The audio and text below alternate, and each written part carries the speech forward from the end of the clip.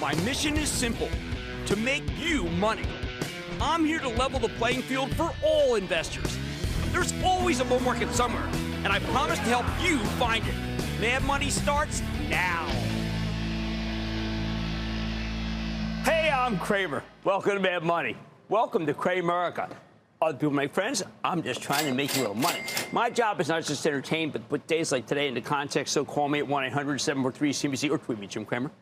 Geez, you know what? They got to those momentum stocks today, didn't they? The enterprise software, the accelerated computing stocks, they were beginning to feel like they would never go down. Why? Well, you know what? We had a couple of noisy quarterly reports from some artificial intelligence faves, and that was enough to undo a chunk of the recent AL rally. Yeah, rally. I've got to tell you, this artificial intelligence, you know I'm a big believer in the theme, right? But I can't deny that these stocks had gotten overextended, even myself.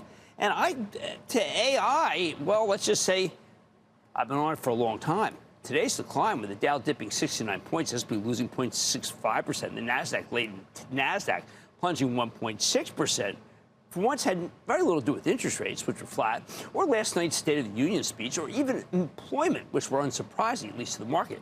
But it stung in some sectors because the stocks that have been the most beloved for weeks suddenly became the most hated. Buy, sell, sell, sell.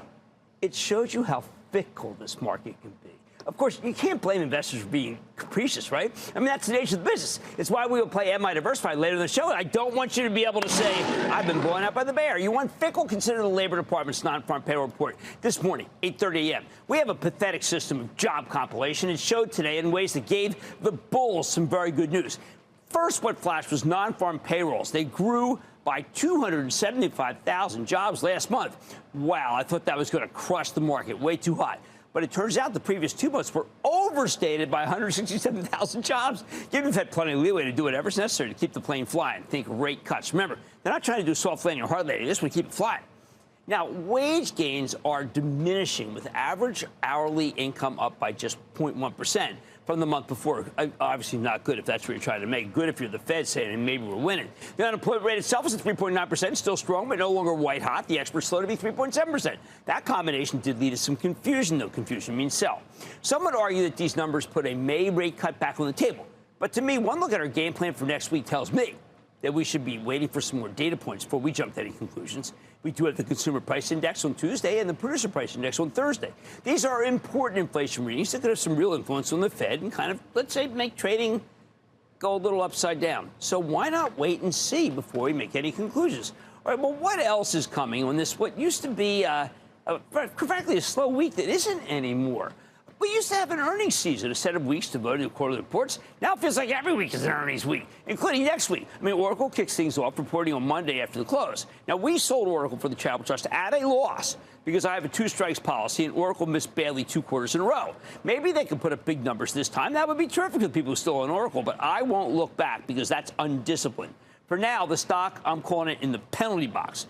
We also hear from Vail Resorts, which caught a rare pre-earnings downgrade today. Whenever you see an analyst stick his neck out like that right before the quarter, well, I call it worrisome. Maybe they know something we don't. Similarly, the other day, I saw a downgrade of On Holding, okay? Now, that's a sneaker company because it got to me. Because on reports on Tuesday morning, this business has been hot, but it's fashion, and fashion can get non-hot very quickly. Now, I've been recommending On Holding for a long time, and it's up big. Plus, the downgrade was only a valuation call, but it still gave me pause, so I'm hesitant to recommend this one, say, buying it on Monday ahead of that. No, we're not going to play the game.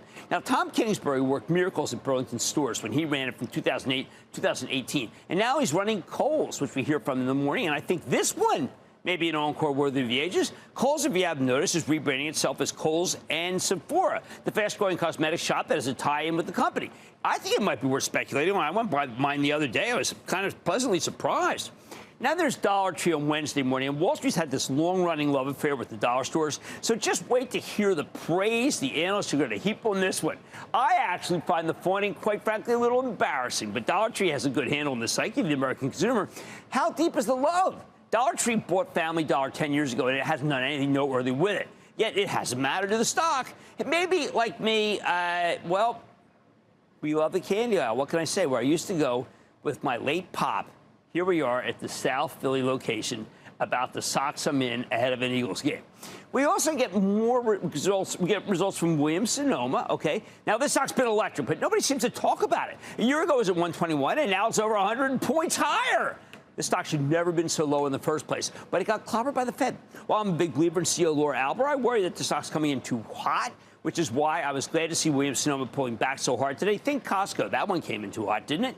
After the close, we get results from Lennar, the big home builder. And as we heard last night from Nick Fink of Fortune Brands Innovations, that's the new name for Fortune Brands Home, we've got a massive housing shortage in this country. The biggest winners here are the home builders themselves, and it's hard to find a better one than Lennar. Toll goes head-to-head with Lennar for me, for my bet. As usual, Executive Chair and Co-CEO Stuart Miller will give us his must-listen-to state of the home building industry. But I can pretty much predict what he's going to say. Tremendous orders, great spring selling season ahead, moderate inflation, housing shortage, higher interest rates. It's a delicious brew, though, that's produced spectacular results for this company. This thing is a horse. Thursday morning, the dollar store love affair continues. This time it's going to be with Dollar General, which has brought back the much-loved Ted Vassos, the CEO. Hey, memo to Ted, could you fill the aisles, please, at my Dollar General? I feel like it's a bowling alley with I'm the only guy in it.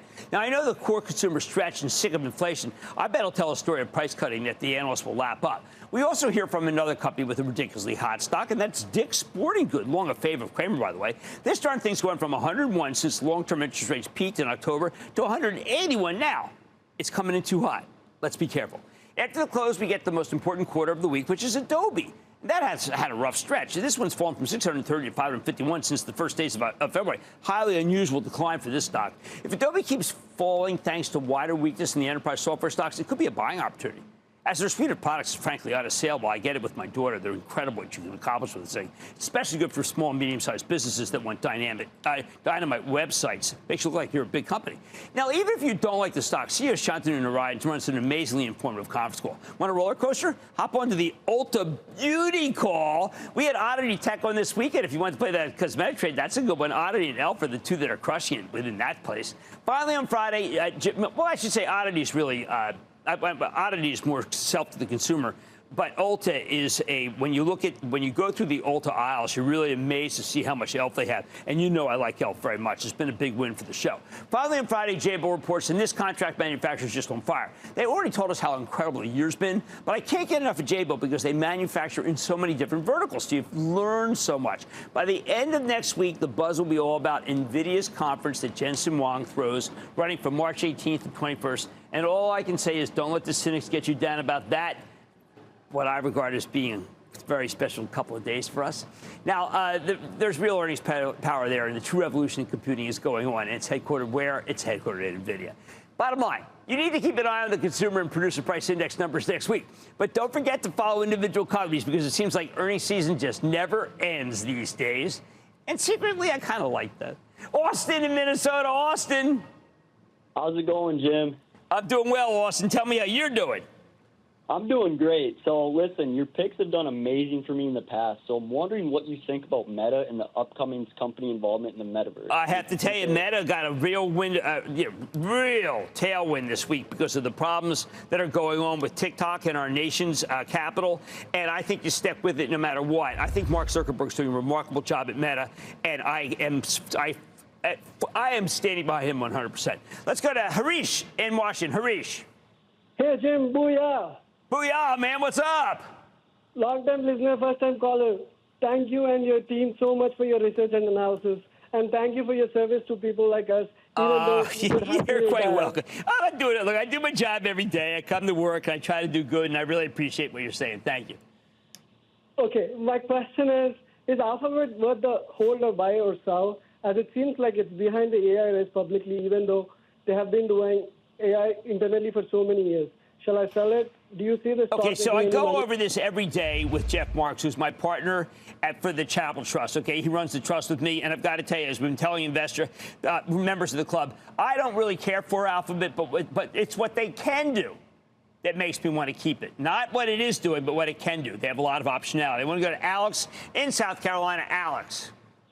Yes, I'm calling about the company Toast. They had a good quarter. They did. And I'm a long-term investor, and I don't like these high flyers. and I was just wanting to see your intake on this. Okay, I was surprised that they had such a good quarter. Their technology is clearly superior to the other guys. The reason why I was surprised because having been in the restaurant business, these companies come and go, and people rip them out, do whatever they want. But this Toast has staying power because their technology is superior, and I still think it's not worth $13 billion, but I've got to tell you, it is doing very well. All right, don't forget to follow the companies that are reporting next week, but you really need to keep your eyes on the inflation readings to get a sense of where this market might be heading next. On Mad Money Tonight, you probably know about the Magnificent Seven, but what about the Super Seven? They're powering Europe's stock market higher. We're taking a trip overseas to dig into the list of foreign winners. Then gold is finally having its day in the sun, but is the rally just getting started, or are we late to the game? I'm going off the charts to find out. And even if we're near record highs, you still need a diversified portfolio to be prepared for any major market move. So I'm breaking down your portfolios when we play MI Diversified. So stay with Cramer.